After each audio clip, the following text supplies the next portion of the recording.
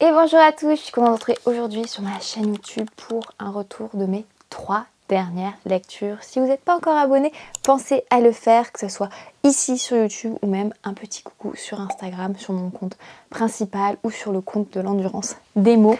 Alors aujourd'hui on va faire un petit retour de lecture assez particulier puisque vous avez vraiment 2 ouvrages dont vous avez vraiment dû entendre parler, je pense, cette année ou récemment, peut-être surtout celui-ci, mais c'est peut-être pour une bonne raison, car vous allez voir, je pense que je vais peut-être pas vous surprendre sur mon avis. Et un autre petit ouvrage que j'avais trouvé lors de mon passage à Paris pour le 10 km Paris Centre, donc ça c'est une vidéo plutôt sport sur mon autre chaîne YouTube. Clairement, j'ai été assez longue et lente dans mes lectures cet hiver, d'une part parce que je lis en parallèle pour le podcast et j'essaie d'avoir mes lectures plaisir et mes lectures podcast, bien que les lectures pour le podcast soient aussi des petites pépites. J'ai relu notamment Dans la forêt pour le premier épisode et c'était encore magnifique. Ce livre-là, je l'ai lu il y a quand même quelques années et je suis pas quelqu'un qui aime relire les livres, mais je dois avouer que j'ai pris énormément de plaisir. Et là, je relis un livre aussi que j'avais découvert il y a plus de, pas 10 ans, mais quasiment. Et pareil, c'est aussi un gros coup de cœur de le relire. Il est très très long. Mes invités choisissent les livres qui leur plaisent, mais c'est vrai que des fois, c'est quand c'est des livres de plus de 600 pages, même en poche, ça fait des gros paquets à lire. Bref, petit focus là-dessus. Donc nous avons ces 3 livres et je vais commencer par le plus court et surtout celui que j'ai terminé il y a assez longtemps. Oups, pardon.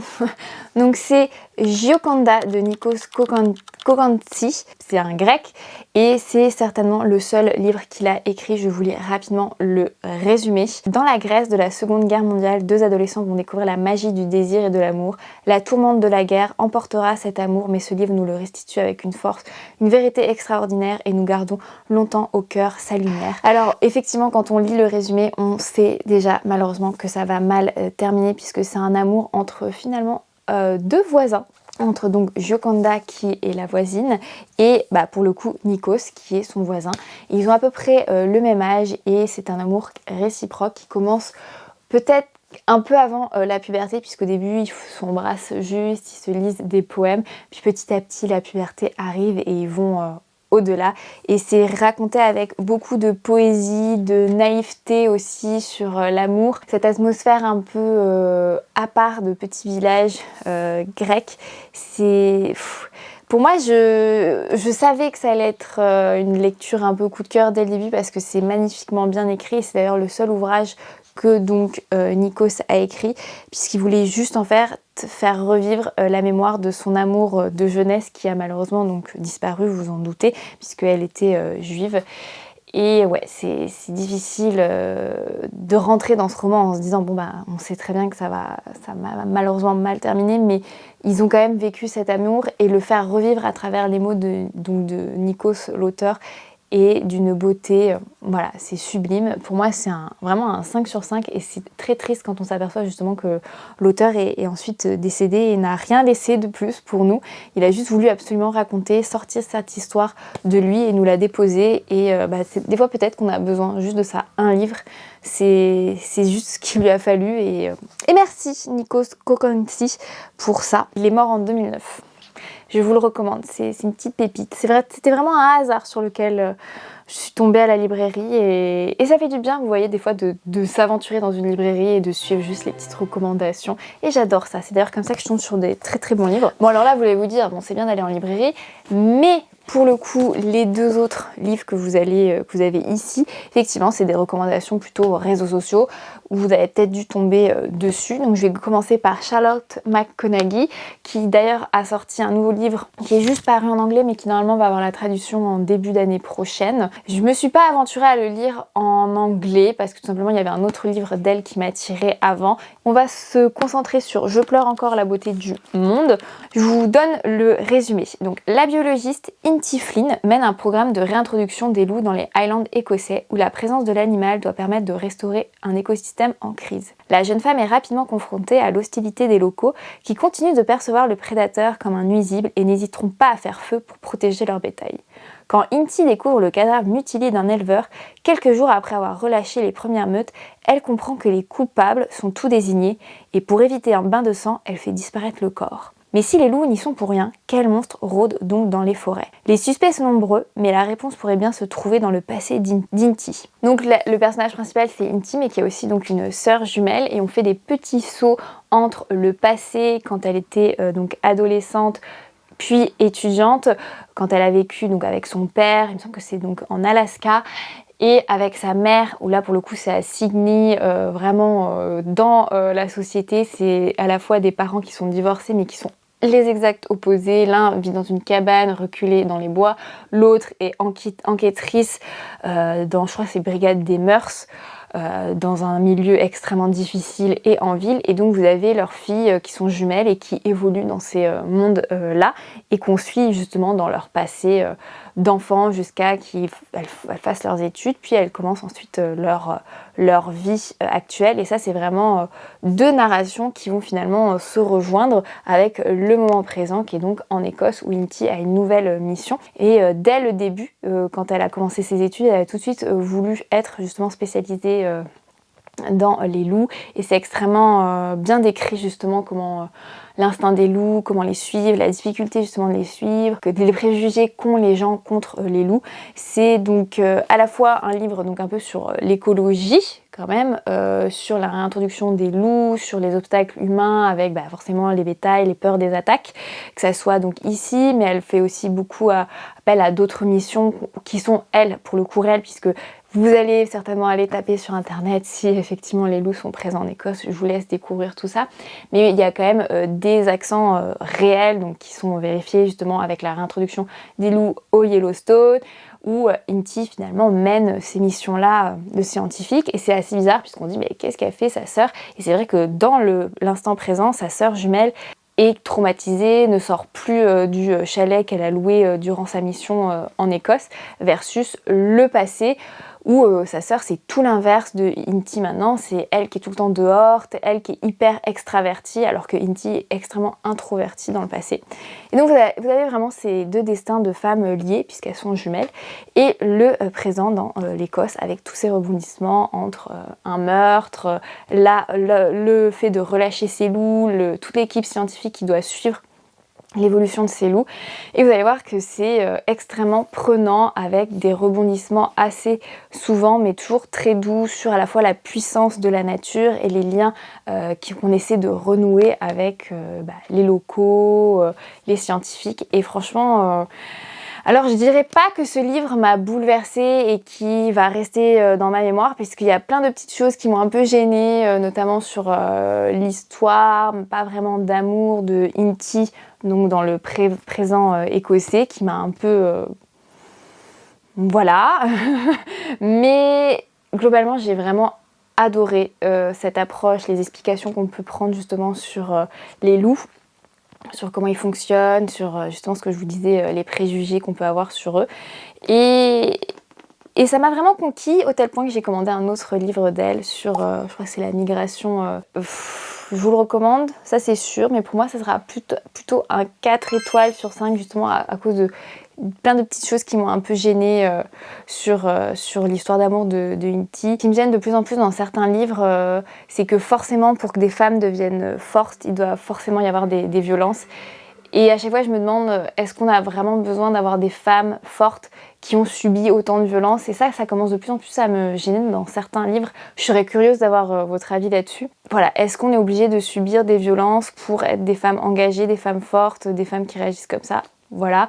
Après le plot twist, parce que c'est quand même un peu un thriller avec Inti qui enquête justement sur qui c'est qui a pu finalement vraiment tuer cet homme. Est-ce que c'est les loups? Est-ce que c'est un humain? Ça c'était vraiment passionnant et très surprenant, et il y a vraiment un passage qui est peut-être pas surnaturel mais qui montre à quel point finalement les loups c'est pas les bêtes horribles dont on se fait une image. Moi perso je vis dans le sud de la France, donc la bête du Gévaudan, en Lozère, tout ça, on en parle pas mal quand même, donc il y a une peur assez ancrée en France en tout cas. Donc voilà, je vous le recommande, quoi qu'il arrive, même si pour moi c'est pas un 5 sur 5, ça reste quand même un livre magnifique. Oui, ce livre, il faut le lire, c'est une autrice qui est géniale et je vais lire d'autres livres d'elle. Mais voilà, c'est pas... Il y avait des petites choses qui m'ont gênée. Voilà. On enchaîne sur un autre livre qui a fait son grand retour, puisque c'est pas du tout une publication récente, il me semble qu'il est paru... Hop, c'est un livre qui a été publié il y a un certain temps quand même. Je vais vous lire le résumé. Elles sont 40, enfermées dans une cave sous la surveillance de gardiens impassibles. La plus jeune, la narratrice, n'a jamais vécu ailleurs. Si les autres femmes ne se rappellent pas comment elles sont arrivées là et n'ont aucune notion du temps, il leur reste un vague souvenir de leur vie d'avant, qu'elles lui transmettent. Mystérieusement libérées de leur geôle, elles entreprennent une longue errance à la recherche d'autres humains ou une explication sur une terre déserte. C'est vraiment une sorte de... j'ai pas envie de dire de dystopie, mais on est vraiment dans un monde un peu à part. Eux, ils font allusion un peu à Franz Kafka sur certaines de ses œuvres, mais c'est vraiment singulier. Donc ils disent ça a été publié il y a 30 ans, donc je pense que c'est effectivement en 95, et en fait c'est devenu un best-seller pendant le Covid, et c'est vrai que ça peut faire un peu écho justement à la situation au début, où ces 40 femmes sont enfermées dans une cave avec des geôliers qui leur donnent à manger, ils ont un matelas, mais bon bah voilà, elles sont enfermées, elles ne savent pas pourquoi, ni comment elles ont atterri là, mais elles continuent leur vie et ça fait plusieurs années que c'est comme ça. Et justement la narratrice dont on ne connaît pas le prénom est la plus jeune, et c'était un peu par hasard finalement qu'elle a été enfermée là, et on va dire qu'elle a à peu près maintenant 18 ans. Elle a pas vraiment passé la puberté, donc elle a pas ses règles, mais c'est celle qui est la plus, on va dire, aventureuse, courageuse, et qui a envie que quelque chose se passe. Elle est assez provocatrice jusqu'au jour où justement il y a une alarme et d'un coup tu sais pas pourquoi la porte reste ouverte sans faire exprès, puisque un des geôliers allait donner à manger et la porte est restée ouverte, et c'est la première qui veut absolument sortir de cette prison et aller découvrir ce qui se passe à l'extérieur, alors que les autres femmes sont beaucoup plus réticentes. Il y a vraiment plusieurs générations de femmes, il y a des femmes qui ont 60 ans, d'autres 30, d'autres 40, et c'est à partir de là que le livre va vraiment se développer, et on est dans une situation où on ne sait pas comme elle. On est vraiment dans une narration qui n'est pas du tout omnisciente, qui est subjective, et on va les suivre dans leur errance sur cette planète, sur cette région, où en fait elles vont errer sans but, sans connexion. C'est vraiment des âmes perdues, c'est exactement ça le cas de le dire, et leur vie n'a pas vraiment de sens, et elles savent pas donner du sens à leur vie, puisque clairement elles sont quand même dans une planète qui est assez déprimante. Le paysage varie très très peu, elles restent dépendantes en fait des chambres froides dans leur cave, puis elles vont tomber finalement sur d'autres caves avec d'autres êtres humains. Mais c'est pas une vie passionnante, c'est vraiment une vie monacale où elles survivent en fait, mais le fait d'être coupées de tout et de ne pas arriver à donner sens, de ne pas savoir où elles sont, ne va pas les aider. Et finalement la narratrice va... Elle va continuer à être là, à suivre ces femmes qu'elle n'apprécie pas forcément, avec qui elle a du mal à se lier, elle va essayer de survivre avec eux, et au bout d'un moment, elles vont arrêter justement de errer, elles vont essayer de se fixer, mais le fait d'avoir aucun but, d'être isolées, de ne pas savoir où est-ce qu'elles sont, de ne pas savoir quoi faire, voilà, c'est très compliqué. Mais justement, on est sur le fait que ces femmes se débrouillent, qu'elles sont dans une sorte... c'est matriarcal en fait comme fonctionnement, puisqu'elles sont seulement femmes, et pour le coup elle se rend compte qu'elle n'a jamais connu le sexe opposé, donc les hommes, et elle se pose beaucoup de questions sur comment c'était la vie avant, le fait qu'elle n'ait pas connu le système avant, enfin la vie avant, avec toutes les technologies, les obligations. Elle se pose beaucoup de questions, elle comprend pas que tel objet ça sert à ça, elle apprend à lire sur le sable, enfin c'est vraiment une vie assez particulière, et on va la suivre au fil des années, puisque même si le livre est quand même assez court, on saute des fois certaines années, et petit à petit elle va se retrouver en fait toute seule et elle va continuer à errer. Donc c'est vraiment un livre particulier à lire.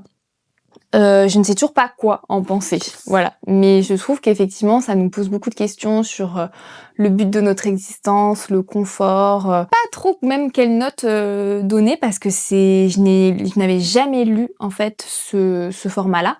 Tiens, je remarque d'ailleurs que Julia Miley, donc autrice de la Louisiane, c'est un autre livre que j'ai adoré en 2024, a fait la préface. Et c'est vrai que c'est assez dystopique comme format. Là, dans la préface, on compare beaucoup ce livre à La Servante écarlate. Je trouve pas, en fait, que ça ressemble à La Servante écarlate, dans le sens où, en fait, on ne s'est pas donné sens à pourquoi elles étaient dans leur cave, et on ne s'est pas donné sens au fait, on sait pas sur quelle planète elles sont, puisque elles errent dans une sorte de désert sans végétation. Je veux dire que si tu marchais pendant plusieurs années sur la Terre, le paysage y changerait, les saisons changeraient, alors que là, c'est pas du tout le cas, et elle l'observe justement. Voilà, moi je donnerais un bon quand même 4 sur 5, parce que ça nous permet vraiment de réfléchir quand même à nous-mêmes, à notre quotidien de femmes, et ce que ça ferait finalement de vivre dans ce type de dystopie, puisqu'on ne sait pas ce qui s'est passé avant, les maladies, tout ça. Et voilà. Après, le titre, moi qui n'ai pas connu les hommes, je me dis c'est dommage de réduire quand même toute l'aventure de la narratrice au fait qu'elle n'ait juste pas connu les hommes. Ou est-ce que c'est pas connu les hommes avec un grand H, puisqu'elle n'a connu finalement aucun autre être humain que les 39 autres femmes? Je ne sais pas, mais je pense quand même que c'est un livre assez curieux à s'emparer, à lire, pour découvrir un peu cet univers particulier. Mais ouais, ça ne laisse pas indifférent, hein, voilà. Mais de là à dire que c'est un coup de cœur, ma lecture préférée, je sais pas, c'est complexe quand même. Au final, ce livre, je pense, vous apporte plus de questions que de réponses, puisque c'est vraiment un univers particulier, surtout sur la fin du livre où voilà, on se pose encore plus de questions. En fait, on se pose autant de questions que la narratrice, mais en ne pouvant avoir aucune réponse, donc c'est assez frustrant. Voilà les amis pour mes 3 dernières lectures. J'espère vraiment que ça vous a plu. Pensez à me partager votre dernière lecture que vous avez appréciée pour qu'on puisse s'inspirer. Pensez à vous abonner à ma chaîne YouTube, à laisser un petit like. On se donne aussi rendez-vous sur Instagram et sur vos applis de podcast. Et je vous dis à très vite. Bye bye!